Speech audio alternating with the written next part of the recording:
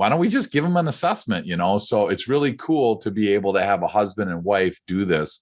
And I've seen plenty of people look at their husbands or look at their wives' assessment, and their jaw, and it just like the light goes on, their jaw drops, and they're like, oh my gosh, that's why they are like this.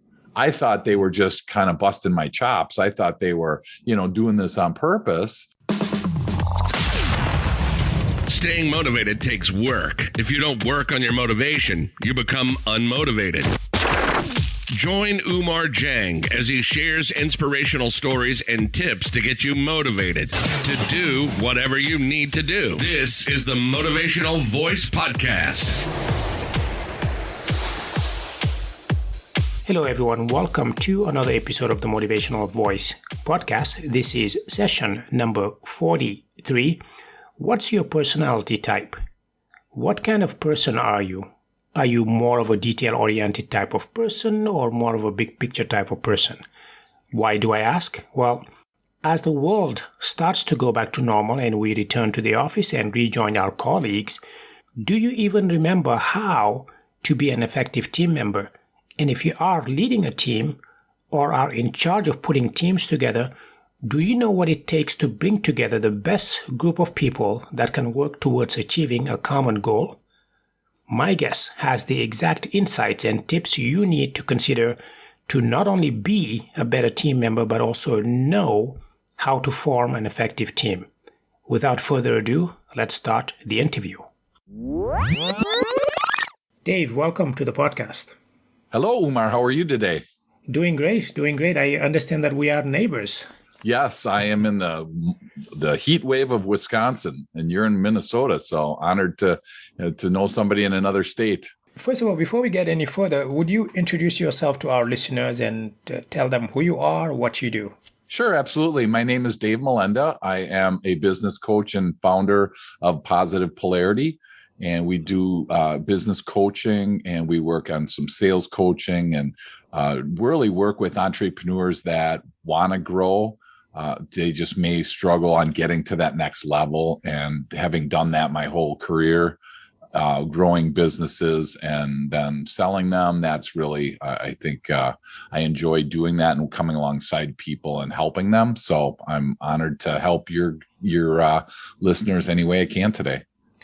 Absolutely. I like the title, Positive Polarity of your business. Yeah, I thought negative polarity, but nobody would like that, Oumar. So, yeah, negative polarity would be an interesting title. Exactly. So, yep.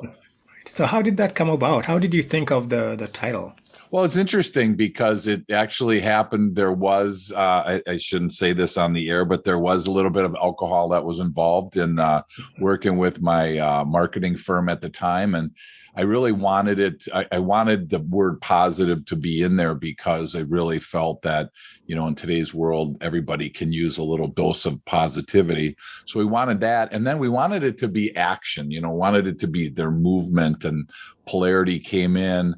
And actually the cool part about polarity, it's kind of the opposite of, the normal way of doing business. It's you kind of, I challenge my clients to look at things differently. And so that was the polarity piece. So we decided on Positive Polarity, and after a couple margaritas, it made sense. And then it still made sense the next day. And so then it was like, yeah, this is it. So that was in 2013. So it's coming up on 10 years. Yeah, it's interesting. I think there's a lot of stories or even movies out there of businesses starting out of something written on a napkin in a bar, right? Yeah, exactly. For sure. A lot of money's been made on bar napkins, Oumar, so for sure. Yeah. Now, when working with entrepreneurs, and I think this is an interesting approach in that you work specifically with entrepreneurs, and I'm sure there's an aspect of trying to find a way to build a team or build the right teams. Sure. Which is actually what we're talking about today, which is how do you put effective teams together at a 10,000 foot level even before you do anything? What are some of the things you should keep in mind when trying to build a team? Yeah, that's a great question. And I mean, the older listeners that are listening will realize that when they built their teams in the 70s and 80s and even into the 90s, it was all about the skill level. What could they do?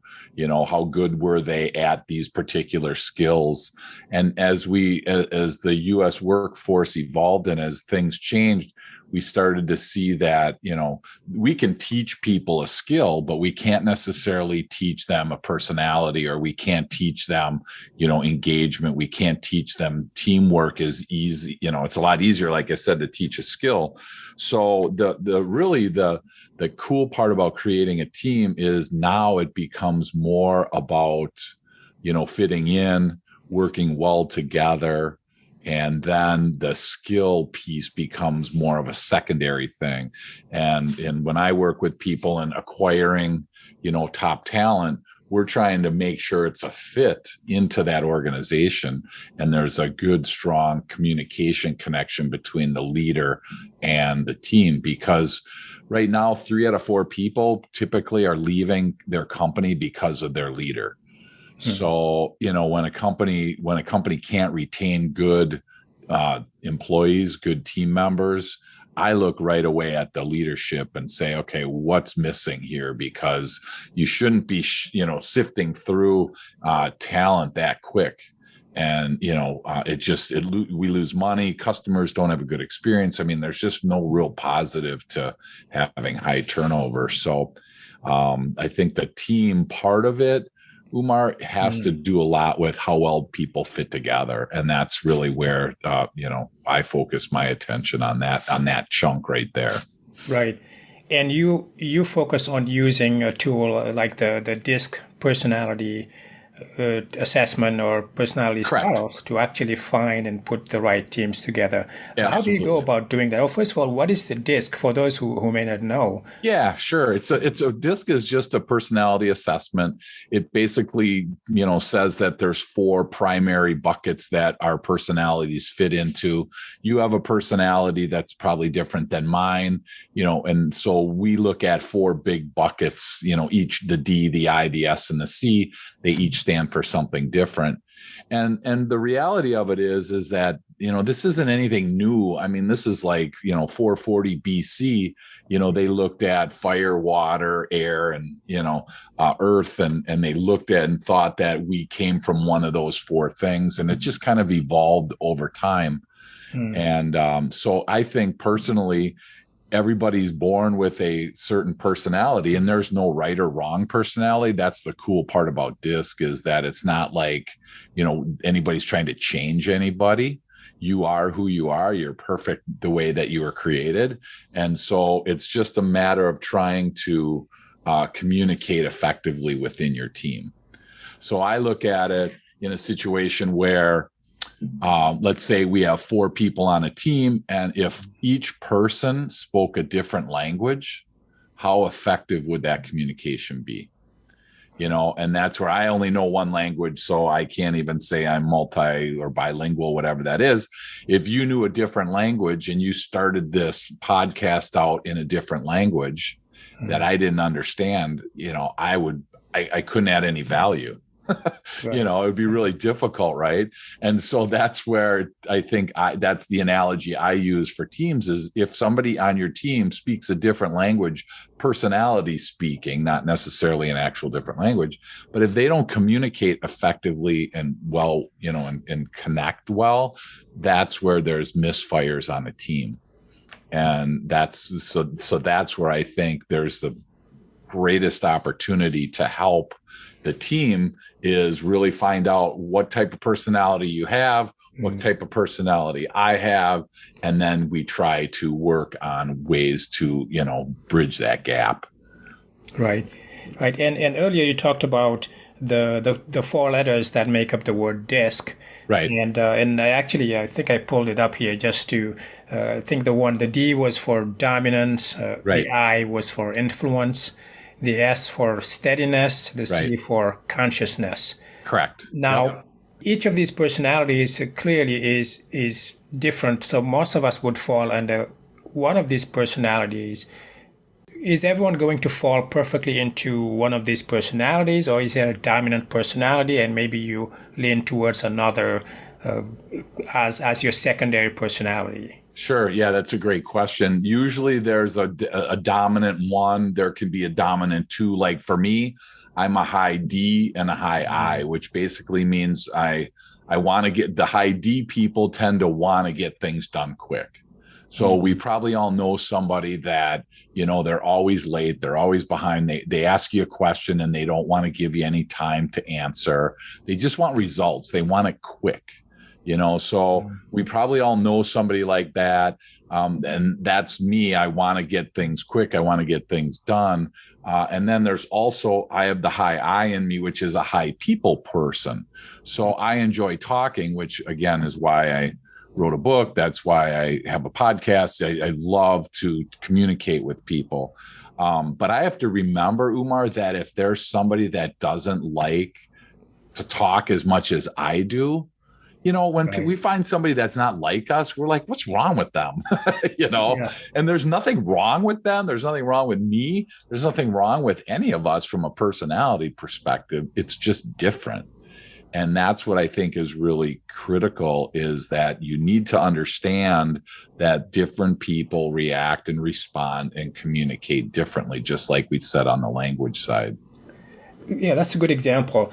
And what that makes me think in terms of working with people or forming teams, what are some of the things that you should avoid? So if these personalities are different, is there a perfect mix of having the right people, maybe a certain number of D's and I's and S and C's? Sure.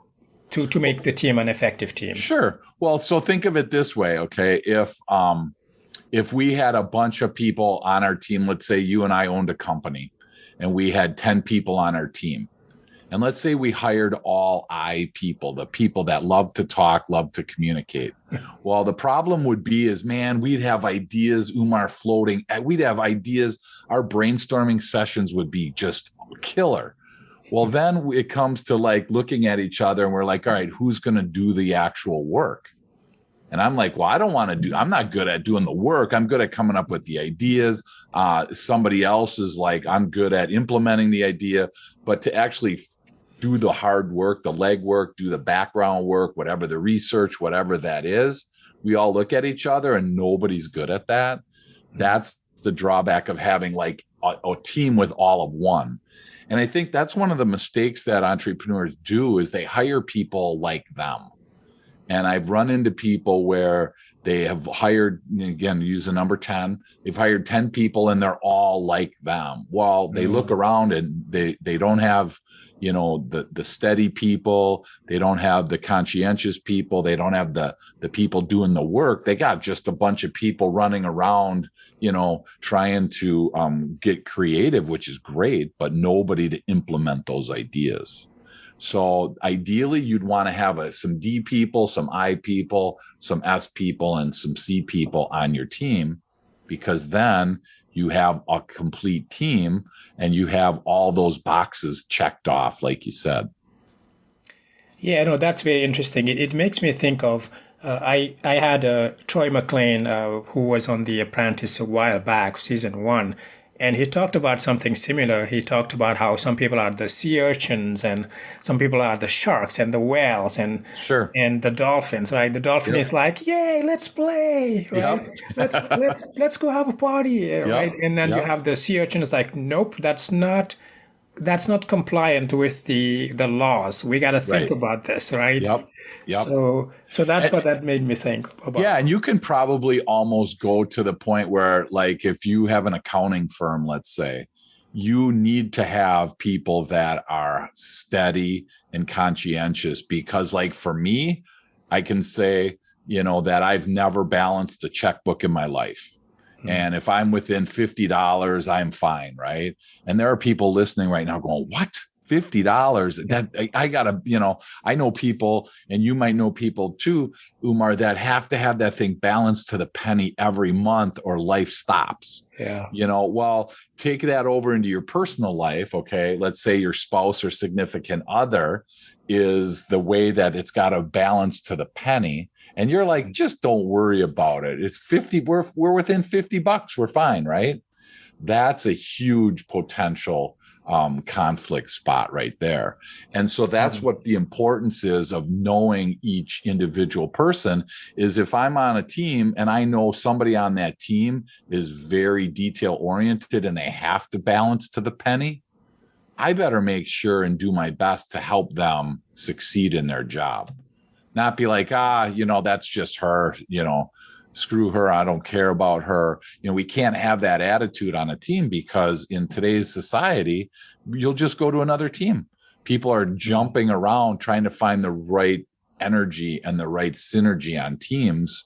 And this is where it's so important is understanding those pieces on each, in each person. Right. Earlier, in one of your examples, you talked about entrepreneurs or people hiring people that are like them, which is an understandable mistake to make because we want to be around people that are similar to us, that do the same thing, have the same values. Right. But what should they do instead? Instead, if you're putting a team together, and we will segue into how this applies to our personal lives in a minute. But what should they do? Should they pick one of each group, or how does that work? Well, it depends on what the job is, because like I said, I know for myself, if you were hiring Oumar for somebody in your accounting department and I applied for that job, I wouldn't, number one, I'm no good at accounting. But number two, I don't feel comfortable sitting at a desk all day in a cubicle all day, not communicating with people, just sitting, typing in all day. There are plenty of people that like that. And again, I'm not better. I'm not worse. I'm just different. So if you were building a team and you found me and I said to you, I'm great at accounting, and you believed me, how long would it take before I really exposed myself and said, oh my gosh, number one, I don't know what I'm doing. But number two, I don't even like this. My absenteeism goes up, my engagement goes down, all this stuff just kind of, doesn't work. So if you're building a team, you kind of look at what I always say, if the job could talk, what would it say? So if we're looking for somebody in the accounting department, we want somebody that is going to be detail oriented. We want somebody that's going to be comfortable sitting at a desk for long periods of time. They will see a project through from start to finish. I mean, my DISC assessment, Oumar says I get bored easy. Well, if I get bored easy and I'm on your accounting department and I got to invoice 150 people today before I can go home, like about 3 of them into it, I'm like, oh my gosh, this is so bad. What can I got to, then I'm like, trying to find ways to get out of it. It just doesn't help. So once you find out what the job needs, then what I tend to do is suggest to people, hey, rather than wait until after the person's hired to give them an assessment, why not give them the assessment before they're hired? And we can take these words, whatever these words are, let's use detail oriented for one. And I can say, if that's what the job needs, I can look on their assessment. And if the assessment says they're detail oriented, then great. But you'd look at mine, detail oriented, those 2 words do not come up anywhere in my assessment. And therefore, it's kind of on you. If you hire me, well, shame on you. That's where, it's really on us as leaders to build that team. And it's based on comparing the job to comparing what my personality actually is. Getting our mind and our habits right is very important for our well-being. That's one of the reasons why I started this podcast. But taking care of our bodies, and especially what we put in it, is equally as important. That's why I try to take those gummy vitamins every morning, but I can't, for the life of me, remember to take them consistently. So I was recently introduced to a better option from Athletic Greens. It's called AG1. When you take AG1, you're getting 75 high-quality vitamins, minerals, whole food sourced superfoods, probiotics, and adaptogens, and they help you start your day right. This blend of ingredients supports your gut health, your nervous system, immune system, energy, recovery, focus, and even aging. What's amazing about this product is that it contains less than 1 gram of sugar and has no GMOs, no nasty chemicals or anything artificial, but it still tastes good. And Athletic Greens has over 7,000 5-star reviews. So right now, you can reclaim your health and strengthen your immune system with convenient daily nutrition. It's just 1 scoop in a cup of water daily. That's it. To make it easy, Athletic Greens is going to give you a free 1-year supply of immune-boosting vitamin D and 5 free travel packs with your first purchase. All you have to do is visit athleticgreens.com/emerging. Again, that's athleticgreens.com/emerging to take ownership over your health and pick up the ultimate daily nutritional insurance. Yeah, no, interesting. And I suppose things get even more complicated when you throw in some mental diagnoses, like if someone has ADHD, and then you are trying to figure out if they're a right match for that particular job, or even trying to figure out where they fall under. How does that kind of throw a wrench into the whole process? Yeah, I can say that I haven't had a lot of exposure to that, because usually people go into usually if you have some type of, and I hate to use the word disorder, I don't even know what the right word is. If you have a condition, I'll say, where you struggle with attention, I struggle with it. So I don't know if I have, like, on a typical day, Oumar, it's not uncommon for there to be 10, 15 tabs open on my computer at the bottom of the screen, right? Yeah. And some of the people listening, what? Say that. Isn't that normal nowadays? Yes. Well, again, the funny thing is, Oumar, is certain people are listening right now and they're like, oh my gosh, yeah, that's totally normal, right? Yeah. And then there's people going, oh my gosh, their skin's crawling, because they're like, I got to have only 1 box open at a time, close it out, and then I can open another one. Why do you need 15 of them open, right? So those are things that everybody struggles with, and maybe it's a learning situation, maybe it's a condition, I don't know. I just am at that spot where I look, and if I don't have all those open, now I'm trying to practice and say, okay, do I need that one open? I mean, if I'm working on a project and I need 5 open, I need 5 open.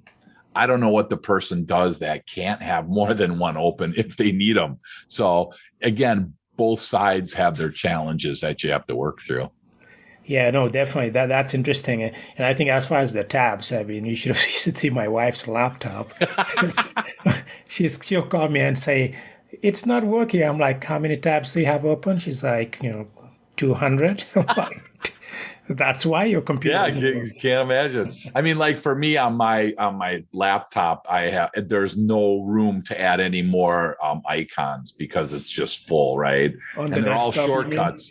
They're all shortcuts, whatever, and my wife looks at it and goes, seriously, the computer guy comes over, our computer guy, and he looks, and the IT guy, and he's like, you got to do something different, and I'm like, no, I'm not going to do, I'm fine. Right. I'm fine. It's all fine until the whole thing crashes. Then, then it's not, but it's crazy, Oumar, how much our personality actually affects our behaviors in a day in and day out. And as you're building that team, imagine if you and I sat next to each other in a cubicle situation, and you had, you could only use 1 tab at a time, and your screen was completely clear. And here comes Dave with 100 of them on there, and he's got them all open, and we need to work on a project together. It's like, that's where, again, the strife and the stress come in. And that's so unhealthy for a team, because we need that team running at optimal speed. And if it's not running at optimal speed because of something internally, that to me is where the leader really needs to step up and start making some changes. Yeah, no, very interesting. And what does that look like when a leader, let's say someone who is working with you and they realize, well, this is why it's not working. You have 3 I's in your group, and right. You have maybe 7 D's, and they're overtaking the whole project. Right. Yep. How do they go about balancing things out? Do they create different teams or sub teams, or how does that work? Yeah, there's a couple ways you could do it. You can, you could move people around. I think the more important thing here, though, is when people, because I don't want people to think that like, because I love to talk, it doesn't mean that I can't shut my mouth. Right. The opposites of what I am, I can be. I just need to be conscious about it. So if you have, to your example, if you have a bunch of D's and a bunch of I's and we need to get some work done, well, that's where we just need to be able to say, hey, your normal personality is this. I mean, like for me, I'm a solopreneur. It's just me. I have virtual assistants. I have producers for my podcast. I have, accountants. I have attorneys, but they don't work for me full time. So, I'm in the situation where I just have to at times wear a variety of different hats. And one of the hats I don't like to do is the petty paperwork stuff. Well, you know what? I don't have somebody to just hand it off to. So I have to do it. I can do it. I just don't enjoy it. And so that's where in that team, you may just have to do certain things that you don't enjoy all day. The caveat is that if you have somebody on your team and they're never enjoying what they're doing, they're just not going to stay. That's where, again, people start leaving companies because they don't enjoy what they're doing. And the cost to replace people now, as you know, is just astronomical. So that's why I like using DISC up front, because then we have a much higher likelihood of finding the right person. Before we even hire, because if we hire somebody and they don't work like 3 months in, most entrepreneurs, they're trying to fit a round peg in a square hole now. Well, I've already invested money in onboarding. I've already got these people. They already know some of my clients. I've done a bunch of, training with them on products. So now I'm just going to try and fit them into this position. And a lot of times that's why people aren't comfortable. And that's why you see a lot of unfulfilled, people in the workplace today. Yeah.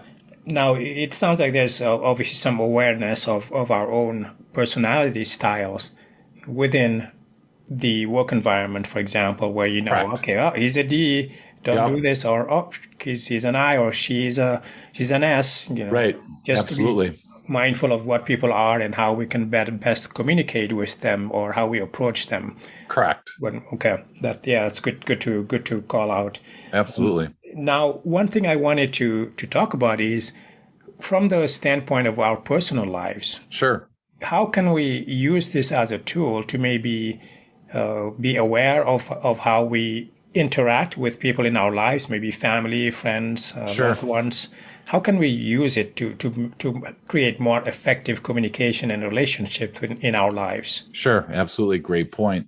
And it's the exact same way that you're utilizing it at work, you're utilizing it at home. And it's funny for a lot of people that we sell the assessments to people and we train them and work with them.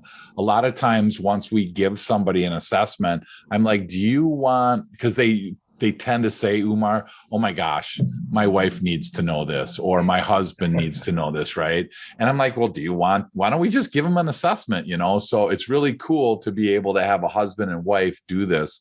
And I've seen plenty of people look at their husbands or look at their wives' assessment, and their jaw, and it just like the light goes on, their jaw drops, and they're like, oh my gosh, that's why they are like this.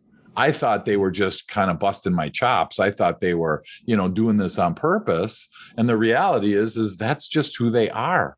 So again, you go back to the same thing where, an I person is going to just talk.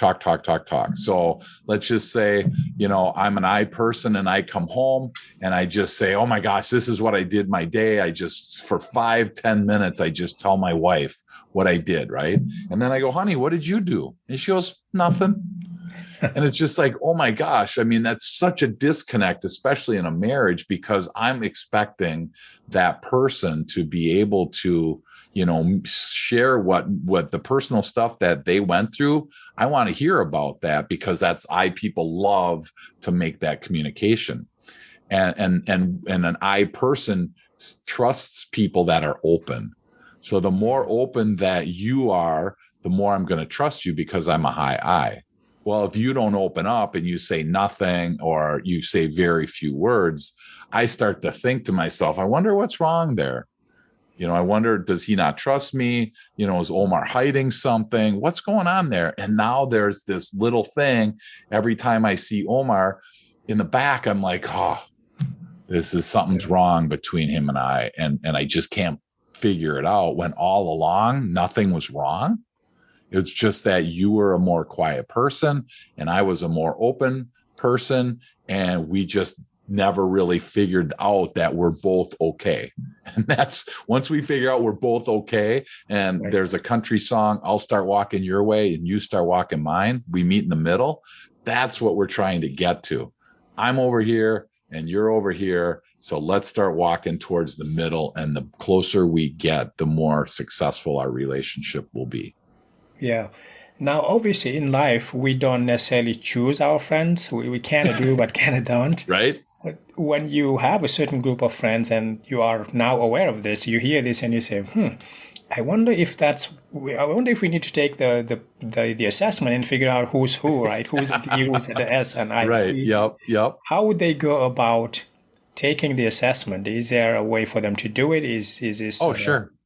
Yeah, there's, let's put it this way, Oumar, there's plenty of free assessments. If you go online and just Google, free disc assessment, you'll get a plenty of them. They tend to be 3 or 4 pages long. And, probably for some surface type relationships, that would be sufficient. One of the assessments, the vast majority of our disc assessments are between 45 and 60 pages. And It goes into some very detailed information. And it's overwhelming at first. And that's why it's like, if I'm hanging out with a buddy and I want to understand his personality and we just decide to, jump on our phone while we're sitting there having a beer, taking a free assessment, that's a cool thing. That works, but in offices, in business, when you're dealing with day-to-day activities, I want to know how to communicate with you, especially from a leader's perspective. I want to know how to communicate with my team. I want to know what energizes my team and what motivates them. And I want to know what stresses them out. These are all things that you find out in the DISC assessment. So that's where, from a personal perspective, excuse me, I would just jump online and get whatever free one they give you. But if you need more, that's where we tend to jump in and help the team situation. That's interesting. Yeah, good information to share. If you have some of those sites that you've recommended people in the past, certainly send them my way. Sure, I can link those in the show notes. For sure. Now, I want to make sure I talk about also in more detail what things that you've done. You have a book. What's the title of the book? Growing on Purpose. And it's the connection between, excuse me, I created a strategy of strengthening your team, all the things that we've been talking about, and plus improving your customer's experience equals profit. And there's a lot of research in the world about a strong team. There's a lot of research on improving your customer's experience. There wasn't a lot of research on the importance that you got to have both in order to get profit. So that's where my book comes in, is making that connection between those two, because it's really hard to have a good experience as a customer. It's hard for a team member to supply a good experience for the customer if the team's not strong. They're not engaged. They really don't care. And it's really hard to have a strong team. A weak team doesn't give a good experience at all. So they're really kind of relationally, connected to each other. So that's where the book came from. There's a lot in there about DISC as well that we talk about there. Some of the stuff that we've been talking about is in there. So I just, I see so many people, Oumar, that grow on purpose. Grow by mistake. And so that's why I wanted to make sure and say, hey, you can grow on purpose. You can be very intentional as a human being and as an entrepreneur, business owner. You can be very intentional with your growth. And that's what the book is about. Yeah, no, that's an interesting concept. I think a lot of us sometimes go through life and just kind of go with the flow or ride the tidal wave, as I like to say, not get off that wave and actually, sail on calmer waters and be able to steer that ship, right? Sail that ship towards where you want it to go. I think that's a good concept, good thought. Yeah, there's a lot of people that decide to let the ship take them wherever, they'll just they go wherever. And again, there's nothing wrong with those people. I just don't want those people when they start to complain, this water's taking me in a bad spot. Well, where's your oar? What did you do? Learn how to move your ship a little bit, right? So that's where, if you're serious, if you're listening and you're, in that spot, like Oumar said, where you're just letting the water take you wherever. And if you want to take control, that's where, you can take control and you can start growing on purpose. And that's the group of people that I love to communicate with, that want to grow on purpose, just don't know how. Yeah, absolutely. Now, where can people get a hold of you if they want to reach out to you or touch base? Yeah, absolutely. So positivepolarity.com is the best place to find me, or LinkedIn. Those are the two places that I invest most of my time. So, there's probably even information in there about the DISC assessment. And, again, for your listeners, if you are interested in learning more about it, just reach out to me on LinkedIn or on positivepolarity.com, and I'll be happy to help any way I can. Awesome. Yeah, I'll link to those as well in the show notes. Awesome. Now, any final thoughts? I think the interesting thing about communication, which a lot of people just kind of float past, is that the statistic that I found, which was really amazing, was 85% of our success in life, in business and in life, are due not to our education, not to our drive, not even to our passion, but they're due to how well we communicate. And that's why I think these types of tools are so important. There's plenty of people that have a fantastic message, Oumar. They just don't know how to deliver that message. And that's why communication is so important. And the big chunk of communication is how to deliver that message in the right language, like we said. Because if you would be speaking a different language to me right now, I'd be like, Oumar, dude, seriously, I don't know what you're saying. This isn't going to be an effective interview if you're in one language and I'm in a different one. So that's why I think it's so critical to work on your communication. Absolutely. No, great tip. Dave, thank you for coming on the podcast. Absolutely. Thanks for having me. I enjoyed it. That was my interview with Dave Molenda. Part of being able to work with others is knowing yourself, understanding what your motivations, what your passions are, and what drives you. Taking a personality test does not necessarily tell you everything you need to know about yourself, but it gives you a starting point to understanding what your strengths are and how you can better leverage them to be the person you want to be. And by the way, if you feel you could use a little guidance or that you need someone to talk to, I invite you to jump on a call with me. No obligation, no pressure, no judgment. It's just you and me talking to see if I can help you be clear on your goals and understand what you want to see happen in your life. If that sounds interesting to you, go to my website at oumarjang.com and book a call for us to connect. I look forward to the conversation.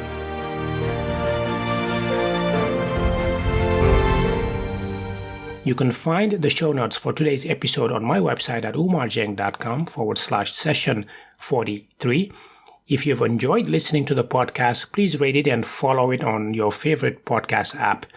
This is really helpful for two reasons. One, it helps more people discover the show. And two, it helps me identify what type of content you want to hear more of so I can serve you better. Thank you for listening, and thank you for spending part of your day with me today. Until next time, please stay safe and motivated. Goodbye. Thank you for listening to the Motivational Voice Podcast. If you enjoyed the show, please subscribe and rate it on iTunes. Get show notes and the latest blog posts at oumarjang.com.